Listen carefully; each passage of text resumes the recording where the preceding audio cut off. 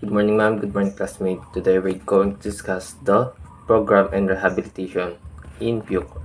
But first, let me discuss what is the Bucor or the Bureau of Correction. The Bureau of Correction was tasked in the safekeep of person convicted by the court 3 years and 1 day and above to serve sentence in prison. So sila yung mga PDL or person deprived of liberty. 6 reformation programs are being implemented from the rehabilitation of the prisoners. Number 1, moral and spiritual program. This refers to the moral and spiritual values formation of inmates which shall be institutionalized by Directorate for Moral and Spiritual Welfare, which include the practice of one's religion belief, participating religion, voluntary organization, and individual shall be regulated and managed by DMSW. Moral and Spiritual Program. There's our program implemented from the moral and spiritual welfare of the prisoners. Kabilang sa mga programang ito, ang mga programa kung saan nagpa-practice ng mga inmates ang kanilang mga reliyon at paniniwala kagaya ng mga misa. Ito ay pinamamahalan ng Director for Moral and Spiritual Welfare. Number 2, Education and Training Program. This refers to the administration of moral and non-formal education and skill development of inmates, which should be institutionalized by the Directorate of Education and Training, participating volunteer teachers, professors, and instructors and trainers should be regulated and managed by that. Education and Training Program, isa sa rin sa bibigay na training at mga education workshops sa mga programa at sa loob ng kulungan. Para sa mga nakakulong, ito ang tinuturuan silang ng formal education or yung kagaya sa mga paaralan. At mga non-formal naman, kagaya ng mga skill na tinuturo sa kanila upang panggawa na at tibang gamitan o mga material. Work and Livelihood Program. This refers to the administration of skills development program on work and livelihood to achieve self-sufficient of inmate in the prison community and for income generation of the agency. This should be institutionalized by the Directorate of Work and Livelihood or DWL, volunteer participating agencies, non-government organization, and individual should be regulated and mandated by DWL. So dito, binibigyan ng pagkakataon magtrabaho yung mga inmates para kumita or para makatulong sila sa pamilya nila. Example, yung mga inmates sa Davao Penal Colonies, they work on banana plantation at Tagum Development Company. Number 4, Sports and Recreation Program. This refers to the administration of physical and recreational engagement to achieve mental alertness and physical agility to the spirit of sportsmanship. This should be institutionalized by the Directorate for Sports and Recreational, volunteer participating agencies, non-government organization, and individuals should be regulated and managed by DSR. Dito is parang gumagawa sila ng sports like basketball, para hindi sila mainip, and even Zumba is gumagawa sila ng recreational para kahit papano, kahit nasa kulungan sila, nalilibang sila. Number 5, Health and Welfare Program. This refers to the administration of proper nutrition, hygiene, sanitation, cleanliness, and promotion of good health to inmates. This also includes appropriate provision of medical care or hospitalization of the sick, mentally impaired, old age, and disabled inmates. This should be institutionalized by the Directorate for Health and Welfare Service.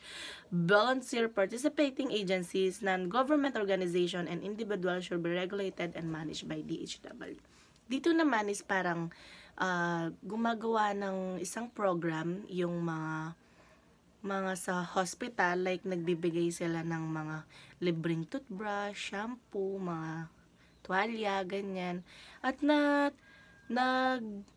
nagbi-BP sila ng mga matatanda at sine-check rin nila yung mga disabled person.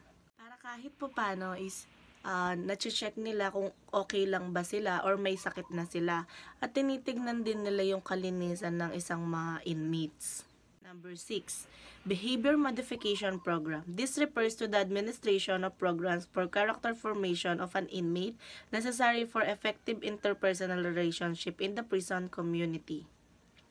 Ito naman is parang nag-aano sila, parang gumagawa sila ng program na ganito dahil sa mga taong may mga mabibigat na problema, at ginagawa rin nila ito para pagtulong sa mga matatanda na mabawasan or ma-realize nila yung mga nagawa nilang krimen or mga nagawa nilang hindi tama, kaya sila nasa bilangguan.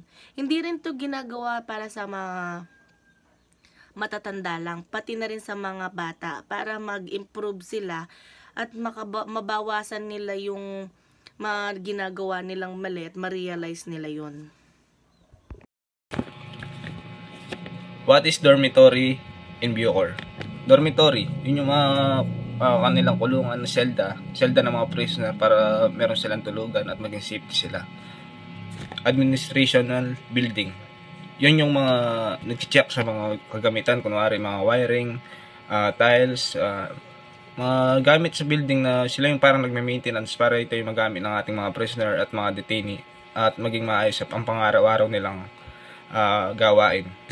Perimeter security fences, yun yung mga parang secured nila para hindi sila makalabas, at ang mga parang yung mga leader nila doon, yung hindi sila mag-away-away dahil meron nga silang security fences, parang iwalay, hindi pinagsama-sama, kunwari mga batang city jail ganyan, tapos yung iba mga Bisaya, Kapampangan, hindi pinaghalo-halo para maging maayos at hindi magsanhi ng away. Yun yung perimeter security fences. Hospital infirmary, yun yung hospital na parang priority nila yung mga health ng mga prisoner, para kunwari yung isa may tigdas para hindi na magkahawaan, ganyan yung minimitin nila yung kanilang health. Kunwari may nagkasakit ng isa, iiwalay na para hindi na magkahawaan at hindi na lumaki pa yung sakit sa mismong prisoner. Di ba nga, doon sila, yung marami sila at dikit-dikit. Recreational multipurpose hall. Parang yun yung rehabilitate nila yung sa isip ng isang prisoner. Inalis sa kanila yung bad habit at parang rehabilitate nga, yung inaayos nila yung sa isipan nila, ganyan, na magbagong buhay. Doon tinutulungan sila doon. Training lecture center. Doon naman yung mga prisoner na hindi marunong magsulat, magbasa, tinuturuan, at meron din vocational, yung tuturuan silang mag-welding, cooking, ganyan, para magamit nila yon sa kanilang paglabas at magka-skills sila. Workshop facility. Doon naman pina-perform na nila ang kanilang natutunan. Kunwari natuto sila mag-bake, doon mag-bake na sila. Gumagawa din sila ng handicrafts gamit yung mga water lily, ganyan. Tapos welding, yun, number 1 din yun paglabas. Maraming in-demand din yun. Doon yung doon, workshop facility. Mess hall kitchen, doon naman sila kumakain at mga dumi nila sa pagkain, ganyan. Meron din silang sariling ganun. Visiting area naman yun yung kunwari may isang prisoner, dadalawin sila ng pamilya, meron silang pwesto para sa kanila. Parang visiting area, yung peaceful at mga pamilya lang yung ganun. Water tank pump, parang tubig yung baka na lalagyanan nila para on case na kunwari mawalan ng kuryente, meron silang tubig at may magpagkukunan sila dahil nga marami sila doon at crowded. Reception and diagnostic center, dito naman parang dinadiagnose sila na kung nakatulong ba yung ginagawa nila sa workshop facility, kung nakatulong ba sa isang prisoner na maging maayos ba, naging epektibo ba sa kanya, kung magagamit ba niya ito paglabas niya, ganyan. Titignan kung yung behavior niya naging okay na, na pwede siyang mag-granted doon kung maayos na yung sa kanya. Doon yung reception diagnostic center. Service personal facilities, dito naman yung parang basic needs nila, yung nagsusupply sa kanila ng kuryente, tubig, pagkain, ganyan, hygiene. Yun yung service personal facilities, mga personnel na nagsusupply ng mga pagkain nila, kuryente, ganyan. The Bureau of Corrections supervises 7 prison facilities here in the Philippines.